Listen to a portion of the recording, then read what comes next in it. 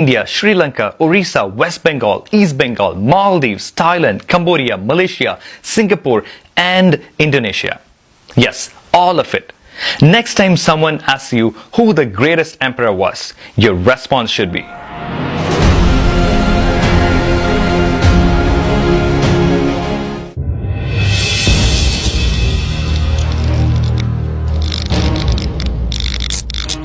Hello everyone, this is Ungal Anban Hemant.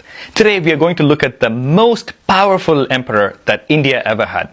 But before we get there, make sure you subscribe to this channel so that you don't miss out on these videos. Rajendra Chola was the most powerful Tamil king ever.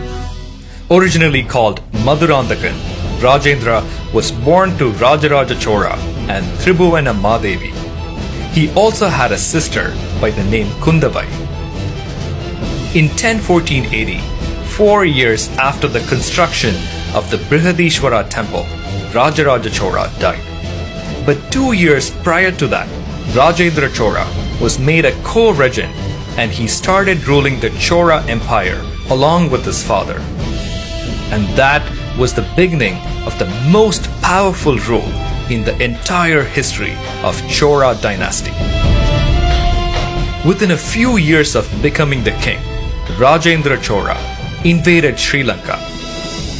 During his father's rule, only the northern part of Sri Lanka was captured. But Rajendra set his eye upon the whole island. With his massive army, he captured the Sinhala king Mahinda V, who was hiding in the jungles, and conquered the whole island of Sri Lanka.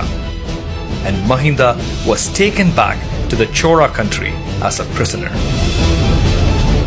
Rajendra Chola's sister Kundavai had been married to Vimaladitya, the eastern Charukya king of Vengi. After the death of Vimaladitya, his son Rajaraja Narendra could not take the throne because of the interference of the western Charukya king Jayasimha II. Rajendra defeated Jayasimha and installed his nephew Rajaraja Narendra as the new king of Eastern Charukya dynasty. Later, it was Rajaraja Narendra who established his new capital, which is today's Rajamundry in Andhra Pradesh. In 1019 AD, Rajendra Chola set out on an expedition to the north. Led by his commander-in-chief, Arayan Rajarajan, he was able to defeat the kings of Kalinga, which is today's Orissa, Dandabukti kingdom, between today's Orissa and Bengal, and then the rulers of Bengal.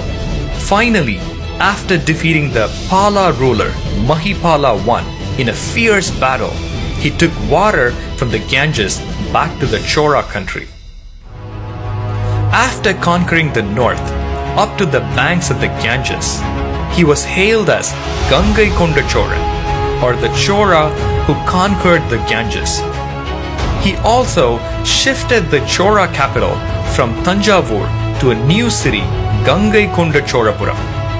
This city served as the Chola capital for about 250 years since then. In his new capital, he built the massive Gangai Konda Choliswaram temple, which looks very similar to his father's Brihadishwara temple in Tanjavur. The most striking difference is that Rajendra's temple tower has a concave slope and it is a bit shorter in height. However, the reason behind creating almost a replica of the Tanjavur temple is still a mystery. Also, to commemorate his victory in the banks of the Ganges, Rajendra Chola created one of the largest man-made lakes in India called the Chola Gangam. He considered this lake to be a liquid pillar of victory that he erected after conquering the Ganges. The conquered rulers were made to bring pots of water from the Ganges to his capital, which was poured into the new lake to sanctify it. Today, this lake is called Ponneri. Though Rajendra Chola's Gangai Konda Cholapuram is said to have been a great city in the past with two thick fortifications, and exquisite palaces. Unfortunately, only mounds remain today. Okay, he conquered the whole island of Sri Lanka and a huge portion of India. Now what? He turned his eyes towards the countries in Southeast Asia. Sri Vijaya was a powerful kingdom in Southeast Asia which included today's Indonesia, Malaysia, Singapore and Thailand. During Rajaraja Chola's period, there were cordial relations between the Sri Vijaya kingdom and the Chola kingdom. However, things changed during Rajendra's rule. The Khmer Emperor Suryavarman I, who ruled today's Cambodia, sought the help of Rajendra Chola to conquer Tambralinga kingdom, which is today's southern Thailand. Learning about this, the Tambralinga kingdom requested help from the Sri Vijaya king, Sangrama Vijayatungavarman. This alliance eventually led to the Chola and Sri Vijaya empires coming into conflict. In 1025 AD, Rajendra led the Chola forces across the Indian Ocean and invaded Sri Vijaya. He attacked Kadaram, Pannai, and many other places in Malaysia, Indonesia, and southern Thailand and defeated the Sri Vijayan king. After this victory, Rajendra Chola was hailed as Kadaram Kondan.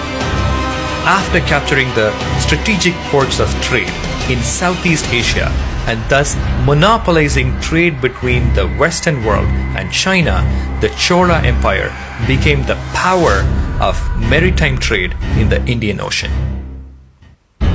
Rajendra Chola had many wives, including Tribhuwana Madevi, Panjavan Madevi, and Veera Madevi. He had 3 sons, Rajadiraja, Rajendra II, and Veera Rajendra. He also had 2 daughters, Arulmozhi Nangai and Ammangai Devi.